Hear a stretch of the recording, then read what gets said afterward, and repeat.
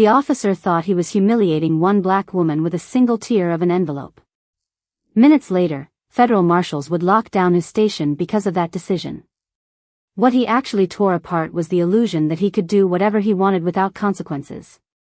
My name is Catriona Dalton, and if you had walked into Riverside Community Police Center that Tuesday morning, you probably would have overlooked me without a second thought. I wasn't wearing a uniform. I wasn't surrounded by security. I wasn't carrying a badge on a chain around my neck or introducing myself with a title designed to impress anyone. I wore a navy blazer over a cream blouse, charcoal slacks, sensible black flats, and carried a slim leather document case that looked more appropriate for a courthouse than a police station. As a black woman who had spent years working around government offices, I had learned that staying calm usually accomplished more than speaking loudly ever could. My dark bob haircut framed my face neatly, and my professional appearance offered no objective reason for anyone to view me as suspicious. Outside, the late morning sun reflected off rows of patrol cars lined neatly beside the building. The American flag above the entrance drifted gently in a warm summer breeze while residents came and went, reporting stolen bicycles, asking about neighborhood concerns, or requesting accident reports. It looked like an ordinary day in an ordinary town. I pulled open the glass door and stepped inside, immediately greeted by the familiar mix of polished floors, fresh coffee, printer toner, and the steady hum of conversations echoing through the lobby. Behind the reception counter stood the duty supervisor temporarily overseeing the public lobby, a broad-shouldered white officer whose nameplate read Sergeant Ken Miller. He looked to be in his early 40s, tall, athletic, with neatly trimmed light brown hair and the kind of practiced smile that disappeared the moment his eyes landed on me. He glanced from my face to the leather case in my hand before leaning back slightly in his chair. "Can I help you?" he asked, though the question sounded more impatient than welcoming. "Good morning," I replied. "I'm here to deliver a sealed federal court package directly to your station commander." His eyebrows lifted for just a moment before the corners of his mouth curled into a faint smirk. "Federal court," he repeated. "That's right." I carefully removed a large ivory envelope from my case and placed it flat on the counter without sliding it toward him. Bright red lettering across the front clearly read, "Sealed. To be opened only by the station commander. Direct delivery required." "I'll need you to notify the commander that I've arrived," I said politely. Ken looked down at the envelope for several seconds before folding his arms. "Everything that comes into this building gets inspected first." Only minutes earlier, I had watched Ken accept a sealed legal packet from a white mail courier without opening it. He had called a supervisor, recorded the delivery number, and allowed the envelope to remain intact. Yet when I presented an envelope bearing even clearer federal instructions, he suddenly insisted that inspection was mandatory. "I understand your normal procedures," I answered evenly. "This delivery follows federal handling instructions. The seal has to remain intact until it's received personally." He let out a short laugh that drew the attention of two patrol officers filling out paperwork nearby. "That's not how this station works." I kept my expression neutral. "I'm not asking for special treatment. I'm simply following the instructions provided by the issuing court." One of the civilian clerks glanced toward us before returning to her computer. A man waiting to file a vehicle theft report shifted uncomfortably in his chair, sensing the conversation changing in tone. Ken tapped one finger against the counter. "So you're telling me you expect me to hand an unidentified package straight to my commander without checking what's inside?" "The chain of custody requires the seal remain unbroken," I replied. "If there are any questions, the issuing office is listed on the delivery paperwork." Instead of looking at the paperwork, he looked directly at me. His expression had changed from amused curiosity to open disbelief. "People like you always walk in here expecting rules to change the moment you mention a federal office." I ignored the remark. Years of professional training had taught me that arguing rarely improved situations like this. "Would you please notify the commander?" I asked again. Ken reached across the counter, placed one large hand on the envelope, and slowly pulled it toward himself. I noticed another officer farther down the hallway glance up after spotting the bright red warning printed across the front. His eyes narrowed as though he recognized the significance immediately. Before he could say a word, Ken slipped a finger beneath the sealed flap while everyone in the lobby instinctively watched, and for the very first time that morning, I quietly reached into my pocket for my phone because something told me the next few seconds were about to change everything. Ken looked at the bold red warning one more time as though it were a personal challenge instead of an official instruction. Then, with a dismissive shrug, he slid one finger beneath the sealed flap and ripped it open in one quick motion. The sharp sound of tearing heavy paper echoed through the quiet lobby. Conversation stopped almost instantly. A woman waiting to report a missing wallet lowered her phone. The civilian clerk froze with her hands above her keyboard. The younger patrol officer standing near the hallway stared at the envelope with an expression that shifted from confusion to alarm. Ken pulled several neatly organized documents from inside and waved them casually in one hand. "See," he said loudly enough for everyone nearby to hear. "Just paperwork." I did not reach for the documents. I did not argue. Instead, I unlocked my phone, opened the camera, and quietly photographed the torn federal seal, the envelope, the time displayed on the reception wall clock, and the documents exactly as they were being handled. Ken noticed the photographs and laughed. "Planning to post this somewhere?" he asked sarcastically. "I am documenting the condition of the delivery," I answered calmly. "Nothing more." He rolled his eyes before flipping through the pages. Each document carried official court formatting, multiple reference numbers, and colored tabs separating the contents. One page displayed another red marking that read confidential judicial material. Ken barely glanced at it before setting the stack on the counter.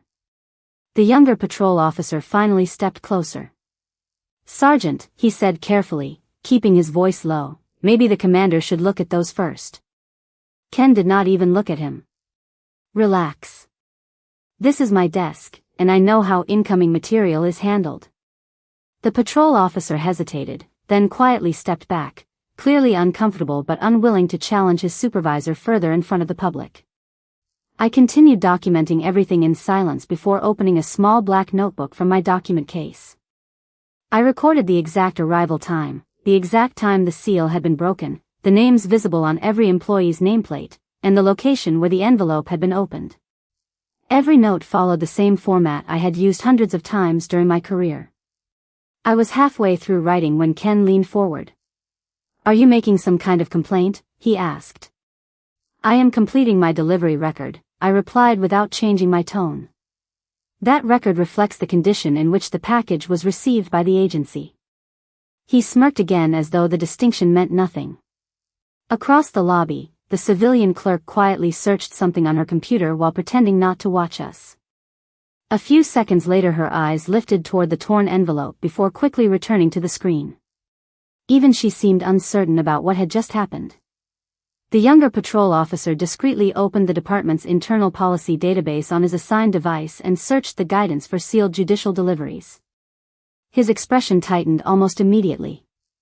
That tiny change caught my attention because it told me he had found exactly what I expected. He looked back toward Ken and opened his mouth as if he wanted to say something, then stopped himself. That hesitation was enough for me to understand that at least one person in the room recognized the seriousness of the situation. Without rushing, I finished my notes, placed the notebook back into my case, and selected a contact already saved on my phone.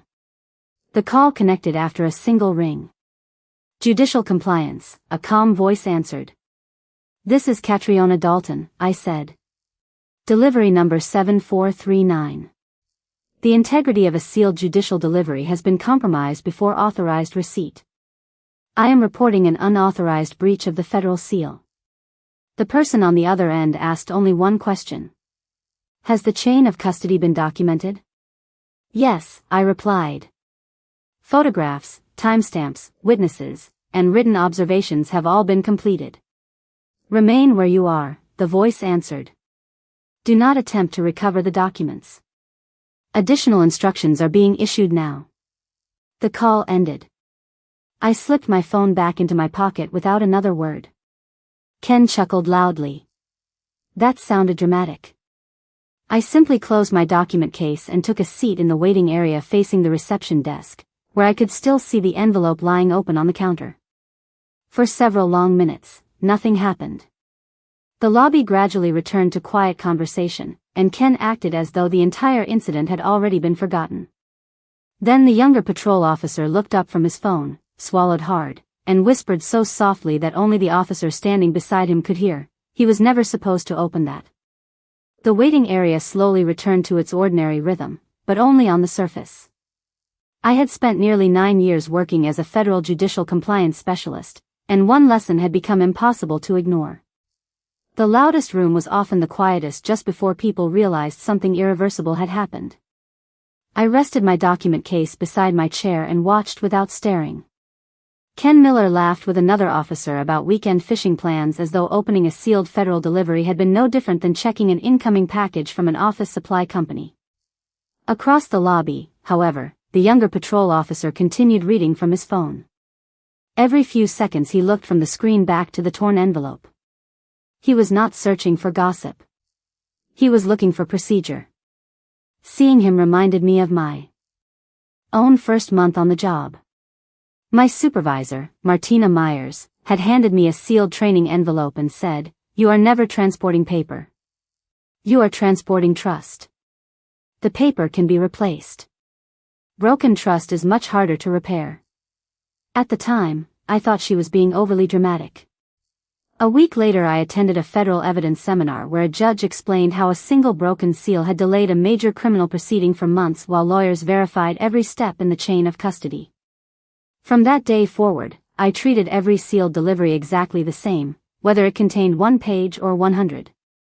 Earlier that very morning, before leaving the federal courthouse, the clerk assigned to the case had verified the package number twice, confirmed my identification, and placed the envelope into my hands only after both of us signed the transfer log. Then she looked directly at me. "Direct delivery only," she had said. "If anyone other than the station commander opens it, notify us immediately. Do not argue. Do not interfere. Just document everything." Those instructions had echoed in my mind from the moment Ken reached for the envelope. They had also kept me from reacting emotionally when the seal was broken. Procedure existed for moments exactly like this. A soft vibration from my phone interrupted my thoughts. A secure text message appeared on the screen with only one sentence. "Maintain your location until contacted by the response coordinator." No estimated arrival time was included. That omission told me something important. Whatever was happening behind the scenes had already moved beyond a routine administrative notification. I locked my phone and slipped it back into my pocket. At the reception desk, Ken finally looked more closely at one of the documents. His confident smile faded for less than a second before returning. Apparently he had noticed the federal court identifiers, but instead of asking questions, he stacked the papers back together and placed them beside the torn envelope. Pride often encouraged people to double down instead of slowing down. The younger patrol officer could not stay silent any longer. He stepped toward the counter and spoke carefully enough that the public could barely hear him. "Sergeant, I found guidance from the Department of Justice about sealed judicial deliveries. It says..." Ken cut him off before he finished. "It says I am running this front desk." The younger officer nodded once, but he did not look convinced. He quietly folded the phone into his pocket and walked away, though his uneasy expression remained. Watching that exchange told me more than either of them realized. One man was relying on authority. The other was relying on policy. Those two things usually agreed with each other. When they did not, policy almost always outlasted authority. I glanced through the front windows toward the parking lot. Patrol cars continued arriving and leaving as normal, and visitors kept entering the building without any sign that anything unusual was unfolding. If someone had walked in at that moment, they would have seen nothing more than an ordinary Tuesday morning at a local police station. Then a dispatcher's voice crackled over the building radio with a tone that was noticeably more formal than before. "All available supervisors, please acknowledge updated operational instructions." Several officers immediately reached for their radios, and for the first time since I had entered the building, Ken stopped smiling. Ken picked up the desk radio almost casually, but the confidence in his voice was noticeably thinner than it had been only a minute earlier. "Sergeant Miller receiving, he said. The dispatcher answered with unusual precision. Confirm your location and remain available for further supervisory instructions. Ken frowned. Copy that. What is this regarding? There was a brief pause before the dispatcher replied. Additional information will be provided through the chain of command. The transmission ended without another word. Several officers exchanged puzzled looks. Normally, routine updates included at least a short explanation, especially inside a station where supervisors coordinated daily operations. This time, there was only silence. Ken set the radio down and shrugged as though the message meant nothing. Probably another regional drill, he muttered. To the officer beside him. No one responded. I remained seated exactly where I had been since finishing my call. Years of federal compliance work had taught me that waiting was often part of the job. Once documentation was complete, unnecessary movement only complicated later timelines. I quietly checked the time again and added one more note to my notebook. Dispatch operational notice received approximately 28 minutes after seal breach. Across the lobby, the younger patrol officer looked toward me for just a second. He did not speak, but there was a question in his expression. I simply gave a polite nod before returning my attention to the reception counter. A few moments later, the automatic front doors opened, and two officers returning from patrol stepped inside carrying paperwork. Before either of them reached the hallway, another dispatch message sounded through the building speakers. All personnel currently present at Riverside Community Police Center and directly connected to the reception incident remain available for supervisory instructions. Field units will continue normal emergency response unless separately directed. Both officers stopped walking. One looked back toward the parking lot through the glass doors. That is unusual, he said quietly. His partner agreed with a slow nod. Even Ken appeared slightly irritated now. He picked up the radio again. Dispatch, clarify whether incoming units are still cleared to transfer reports. This time the answer came immediately. Negative. Please preserve all records connected to the reception incident and keep involved personnel available pending further instruction. Unrelated station operations may continue. Ken lowered the radio without saying anything else. The lobby became noticeably quieter. Visitors who had been filling out paperwork began whispering among themselves. The civilian clerk glanced toward the entrance every few seconds before pretending to organize files. Nobody looked frightened, but everyone sensed the atmosphere changing in ways they could not yet explain. Then came another small detail that most people probably missed. The records supervisor appeared at the employee hallway and instructed staff not to alter, delete, or relocate any materials connected to the reception incident. A detective entering the corridor paused when he heard the preservation order, then acknowledged it before continuing inside. Formal record holds rarely arrived in the middle of a normal workday without advance notice. I looked through the front windows again. Two dark sport utility vehicles turned slowly into the station parking lot without emergency lights or sirens. They parked several spaces apart instead of together. The drivers remained inside for a few seconds as though waiting for coordinated timing. Ken noticed them as well. Who are they expecting? Another officer asked. No one answered because no one seemed to know. One by one, the vehicle doors opened. Several men and women stepped out wearing business attire beneath lightweight tactical jackets marked only with small federal identification patches that were impossible to read from inside the lobby. They did not rush. They did not raise their voices. They simply walked toward the entrance with the steady confidence of people who already knew exactly why they had come, and as the first hand reached for the station's front door, every conversation inside the building stopped at once. The front doors opened without urgency, and 3 federal officials entered the lobby in a calm, deliberate line. Their jackets displayed small United States Marshals service identification panels, while each carried a leather portfolio instead of tactical equipment. They greeted no one immediately. Their attention moved across the reception area with practiced precision, taking in the counter, the waiting visitors, the officers, and finally the torn federal envelope still resting where Ken had left it. The lead deputy marshal, a gray-haired man with an even voice and measured posture, walked directly toward the reception desk. Before entering, his team had already contacted Station Commander Ross Vance, who authorized a temporary preservation protocol and instructed the personnel involved to cooperate until he arrived. "Good morning," he said. "I am Deputy Marshal Leslie Ortiz. Who is the senior supervisor currently assigned to this facility?" Ken stepped forward before anyone else could answer.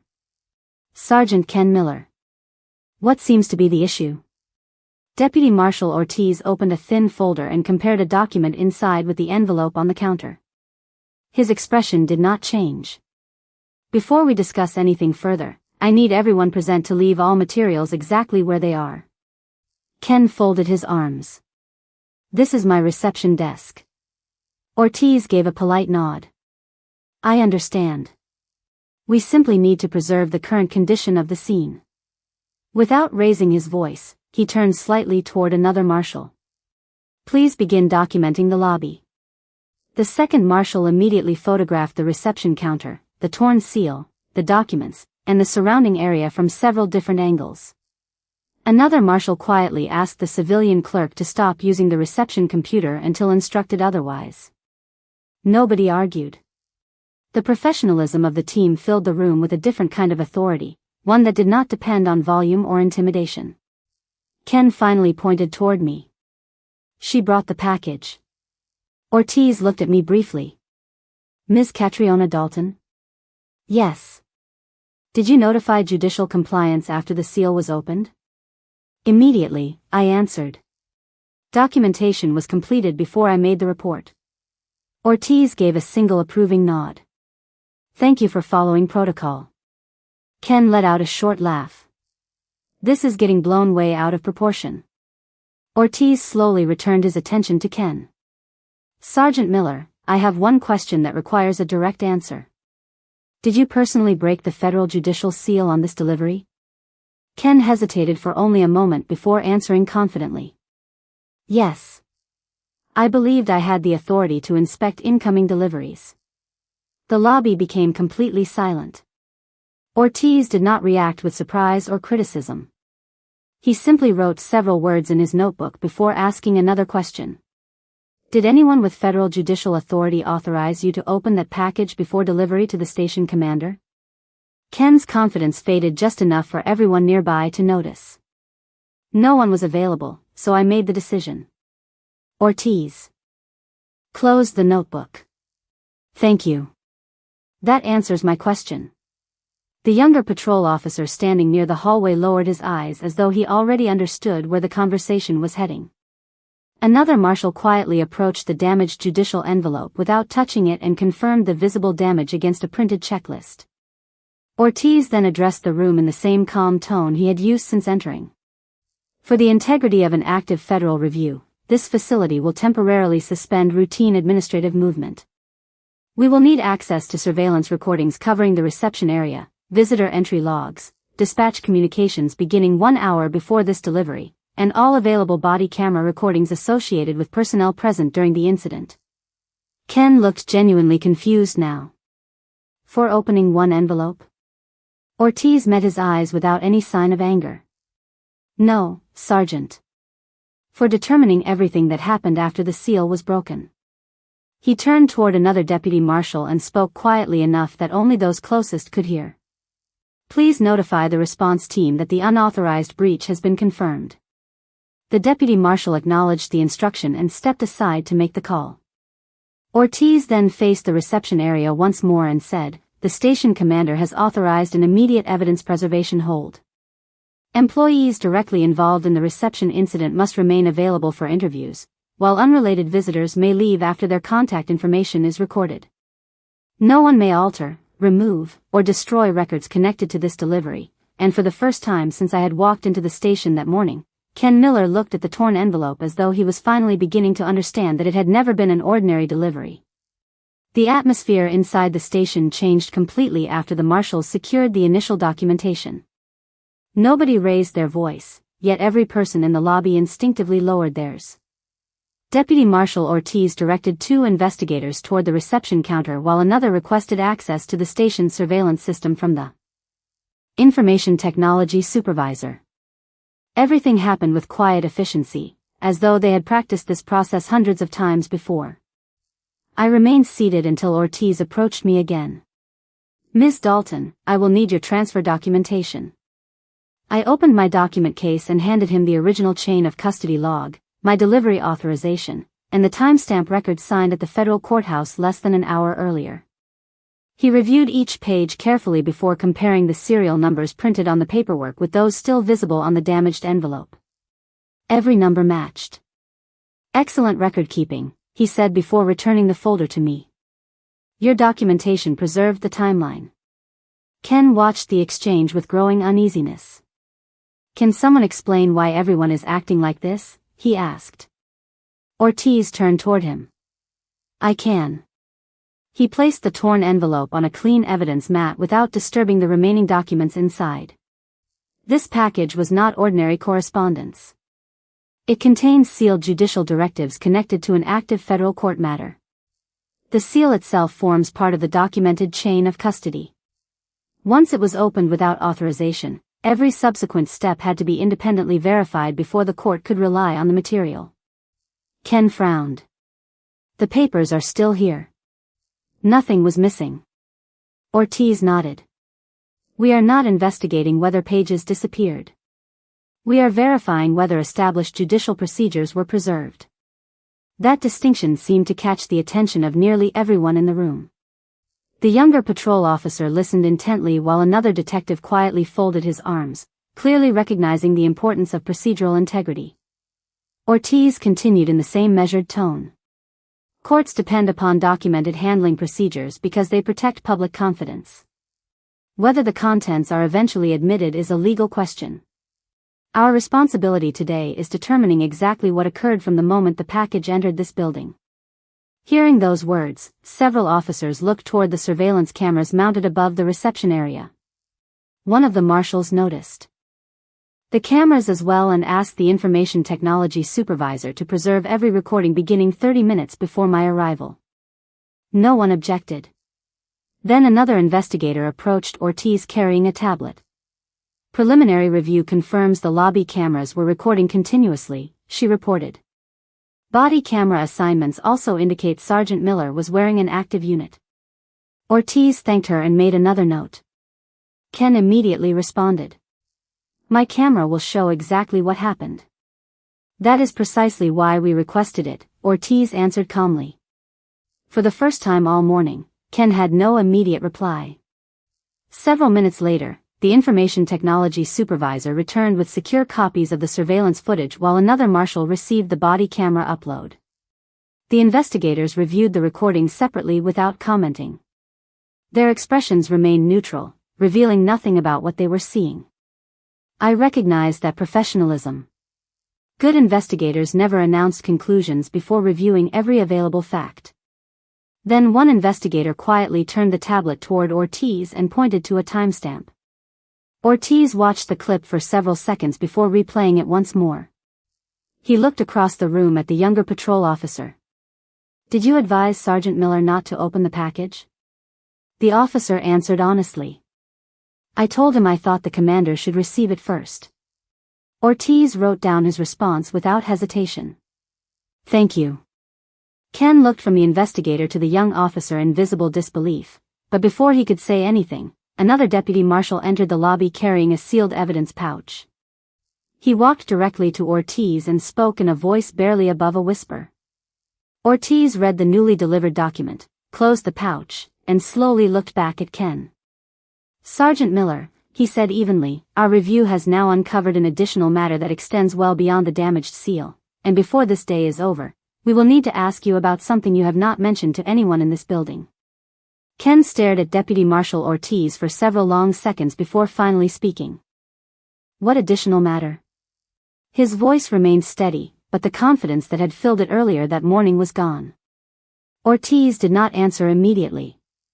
Instead, he opened the sealed evidence pouch that had just been delivered and removed a single document.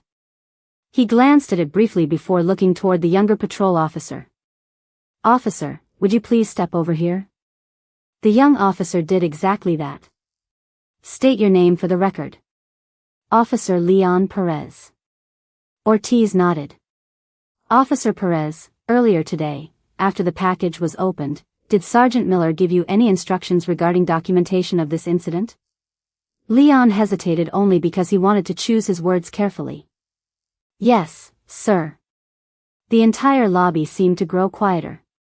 Ken shifted his weight but remained silent. Ortiz continued. Please tell us exactly what happened. Leon took a slow breath. After Ms. Dalton sat down, Sergeant Miller told me to begin an incident report in case someone from the courthouse called later. He said to note that the envelope appeared damaged before it arrived. Ken immediately interrupted. That is not what I said. Ortiz calmly raised one hand.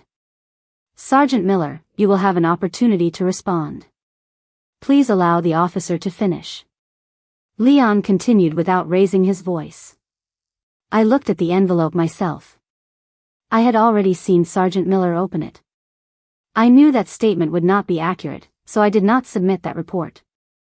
Ortiz asked, what did you do instead? Leon answered honestly. I completed a supplemental statement describing exactly what I observed, then electronically submitted it through the reporting system before your team arrived. Ortiz gave a slight nod of acknowledgement. Did anyone instruct you to write that supplemental report? No, sir. Why did you write it? Leon looked around the lobby before answering. Because if investigators asked later, I wanted the official record to match what actually happened. Those words settled over the room with surprising weight. Nobody applauded. Nobody reacted dramatically. Several officers simply lowered their eyes, understanding exactly how difficult that decision must have been for a rookie speaking against a supervisor. Ken looked directly at Leon. You could have talked to me first. Leon answered respectfully. Sergeant, I almost did. But the report had to be truthful. Ortiz quietly accepted a printed copy of Leon's supplemental statement from another investigator. He compared its electronic submission time with the surveillance timeline and nodded once more. The timestamps are consistent. He then turned toward me. Ms. Dalton, your documentation, the surveillance recordings, and Officer Perez's statement all independently established the sequence of events. I simply answered, that is why documentation exists. Ortiz looked back at Leon. Officer Perez, integrity is often tested when nobody expects it. Today you preserved an accurate record before you knew anyone from the federal government was coming. That matters. Leon looked relieved, though still visibly nervous. Ken remained silent. His shoulders, once squared with confidence, now seemed noticeably heavier. Across the lobby, even the civilian clerk quietly smiled at Leon before returning to her desk. The atmosphere had changed. Earlier that morning, people had been watching a disagreement. Now they were watching the difference between authority and accountability. Ortiz carefully placed Leon's statement into the evidence folder before closing it. This concludes the preliminary fact verification regarding the reception area. Then another deputy marshal approached carrying a phone. Sir, she said quietly, the station commander has arrived outside and has requested an immediate briefing before entering the building. Ortiz thanked her, closed the folder, and looked toward the front entrance. Perfect timing, he said. The commander is about to learn exactly what happened here, and there is one piece of evidence he has not seen yet. Station Commander Ross Vance entered the lobby with the composed expression of someone expecting a routine administrative update. That expression disappeared almost immediately when he saw the United States Marshals Service personnel documenting the reception desk instead of speaking with his supervisors. He walked directly to Deputy Marshal Ortiz and quietly introduced himself before asking, "What has happened?" Ortiz handed him a concise briefing packet rather than answering immediately. The commander spent several minutes reading the summary, reviewing the chain of custody timeline, and comparing it with the photographs of the torn judicial seal. He asked only one question. Has every statement been independently verified? Ortiz nodded. Surveillance footage, body camera recordings, electronic reporting logs, witness interviews, and Ms. Dalton's documentation all support the same sequence of events. Commander Vance slowly lowered the packet. He did not look angry. He looked disappointed. He turned toward Ken Miller. "Sergeant, is there anything in this report that you believe is factually inaccurate?" Ken opened his mouth, paused, then quietly answered, "No, sir." The admission settled over the room with surprising force because it removed any uncertainty that had remained. The commander thanked him for the honest response before speaking again. "Then the facts will guide every decision that follows." Without raising his voice, he instructed another supervisor to arrange temporary coverage for the reception desk while the federal review continued. There was no dramatic confrontation, only a careful effort to keep the station serving the public while respecting the ongoing investigation. Watching him separate professional responsibility from emotion reminded me why good leadership mattered during difficult moments. Ortiz then reviewed one final section of the briefing with the commander. It summarized which employees had followed established procedures, who had attempted to prevent the unauthorized opening, and who had fully cooperated with investigators after the incident. The commander read every name carefully. Then he surprised nearly everyone in the room by asking, "Has anyone here been identified as interfering with the federal review after it began?" Ortiz answered, "No." Several employees acted responsibly once they understood the situation. Officer Leon Perez's supplemental report was particularly helpful because it preserved an accurate contemporaneous record. Commander Vance looked toward Leon. "Thank you for choosing accuracy over convenience."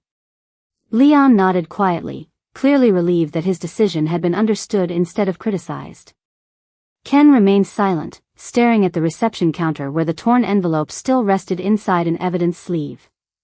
For the first time that morning, he seemed less concerned about defending himself than about understanding how one impulsive decision had affected so many people around him.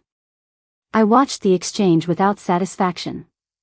My responsibility had never been to embarrass anyone. My responsibility had always been to preserve the integrity of the delivery process. Ortiz turned toward me. "Ms. Dalton, before we conclude our preliminary review, is there anything else you would like included in the record?" I thought carefully before answering. "Yes. I would like the record to reflect that several employees attempted to follow proper procedure. They should not be judged by one person's decision." The commander looked at me with genuine appreciation.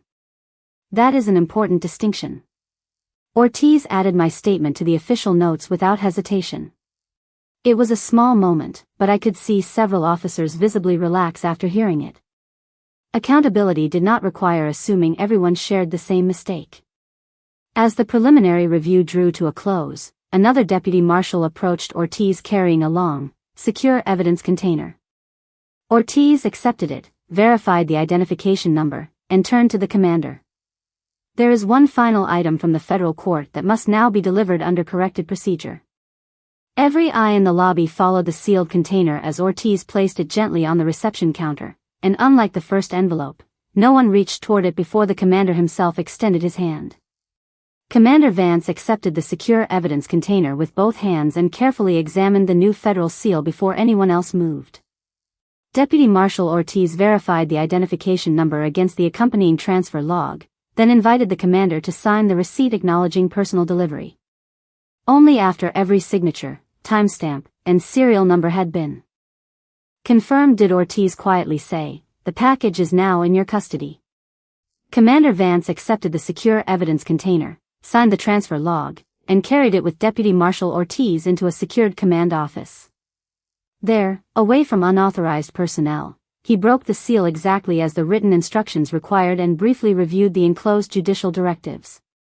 He closed the folder, looked at Ortiz, and said, "The delivery has been completed in accordance with federal procedure." Ortiz nodded. "Thank you, Commander." That simple exchange established a new, independently documented chain of custody for the replacement package. It did not erase the earlier breach, but it allowed the court's directives to be delivered through a reliable process. The commander then addressed everyone gathered in the lobby. "Our responsibility is larger than any individual decision. Public trust depends upon following procedures even when they seem inconvenient. Today's events will be fully reviewed through the appropriate administrative process, and every employee will receive the same fairness that our community expects us to provide to others." No one applauded. The room remained respectfully quiet. Ken Miller stood near the reception desk with his hands resting at his sides. He no longer looked defensive. Instead, he appeared to be reflecting on how quickly confidence could become regret when assumptions replaced careful judgment.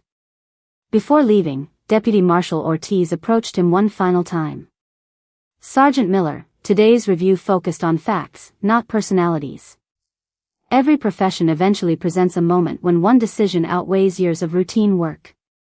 I hope you remember that procedures are written to protect everyone, including the people asked to enforce them." Ken gave a slow nod. "I understand that now." Ortiz thanked him for his cooperation throughout the review and turned back toward me. "Ms. Dalton, your documentation ensured that the court could accurately reconstruct the timeline. That level of professionalism deserves recognition." I smiled politely. I was simply doing the job I accepted when I took the oath to protect the integrity of judicial records. Ortiz extended his hand, and I shook it before gathering my notebook and document case. As I prepared to leave, Officer Leon Perez walked over. "Ms. Dalton," he said, "thank you for staying calm today. Watching how you handled everything taught me more than any training class I have attended." I appreciated his honesty. "You already knew what the right choice was," I replied. "You simply chose to act on it." He smiled, and for the first time that morning, the atmosphere inside the station felt lighter. The subsequent administrative review concluded that Ken had knowingly disregarded the delivery instructions, applied station procedure inconsistently to Catriona, and attempted to create an inaccurate account of the envelope's condition.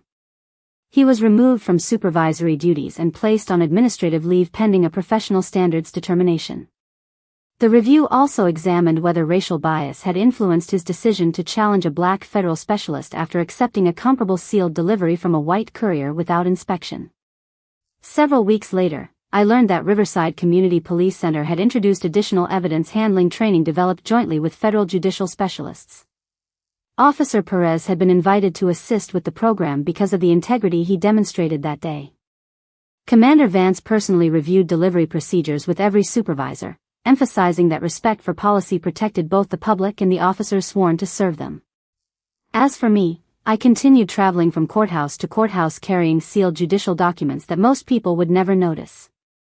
Every envelope looked ordinary from the outside, yet each represented something much larger than paper. They represented confidence that the law could be trusted because ordinary people chose to handle extraordinary responsibilities with care. Closing reflection, there are moments when the smallest decision quietly shapes everything that follows. A single sentence, a single signature, or even a single choice to pause before acting can influence far more lives than we realize in the moment. This story quietly reminds us that respect is often shown through patience rather than power, and that professionalism sometimes means protecting a process even when no one is watching. There are also times when doing the right thing does not require the loudest voice in the room.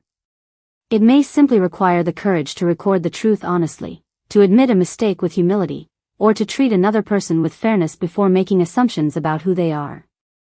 Those choices rarely attract attention right away, but they often become the reason trust survives long after the moment has passed. I would love to hear what stood out to you most in this story and why it resonated with you. If you had been standing in that lobby, whether as Catriona, Officer Perez, Commander Vance, or even another witness, what decision would you have made, and what would have guided your choice?